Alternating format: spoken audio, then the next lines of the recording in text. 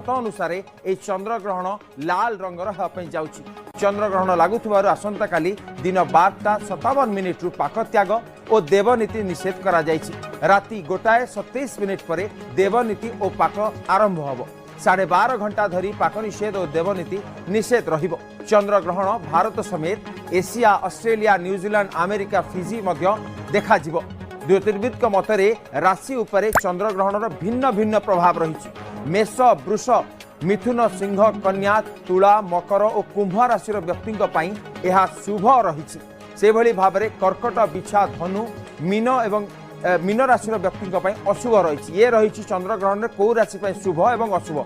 शुभ रही कुंभ राशि शुभ रही। सेपटे मकर राशि शुभ रही। तो ये रही क्यों राशि शुभ एवं क्यों राशि अशुभ।